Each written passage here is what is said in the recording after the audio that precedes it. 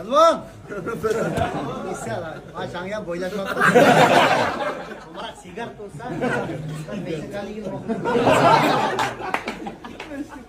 Ay, inşallah da. Onu gücü çekizmeyi. Süderden.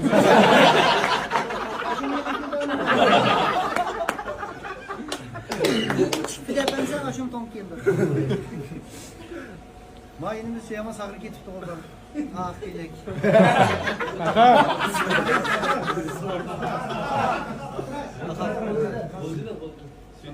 Süydüm de.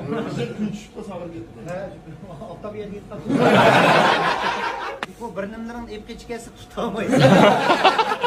Şuna bunu geçip manglasam olur. Ha motosu aldı.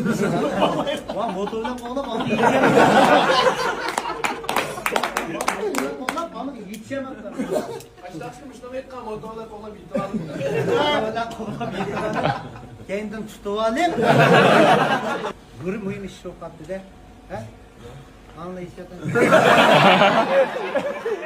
Allah aşkına jürek evet. Sen jürek evet kapım evet. Kaytırma. Kaytırmadım. Kaytırsan ben gök kaytamayım. Sen o maske yaptı cuma. Ya neşe yarışıp da. Bakla. Direkt mesaj aksın kartı demek. Ya bunda lan mesaj yapmaz. Azmat benim işim adam ya. Sana küçük olup kaldık ya. Ulan galiba. İdarlığa koyduğun suğa var. Konuşmam da. Altmaydı hava akın. Ne cıda bu?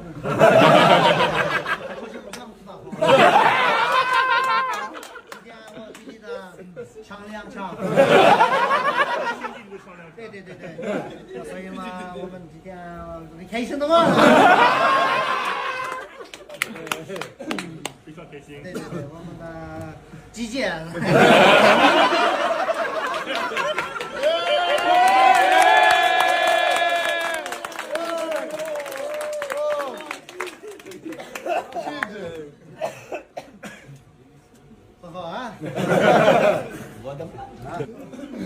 Yaxshi, rahmat konuşup qoldik. Bulcularga bassam, izda qaçtı işi. Bu yerda bu yo'q. Bulcu bassam qaçtı iş yo'q. Qabr tish olsam. Qabr tish olsam bunu da. Merhum diye yerin tish isi olsa.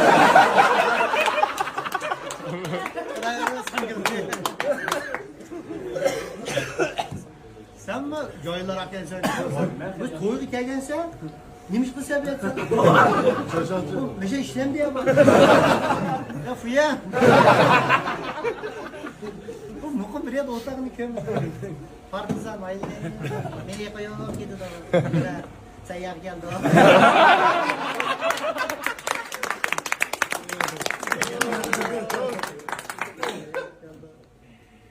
Anda Hatircam oturup yap işe pılı anda o yalnız ya cüme yaş çoğun olup kaldın ya komudu bir şufkasımız hiç olup kalsa yaşar yalnız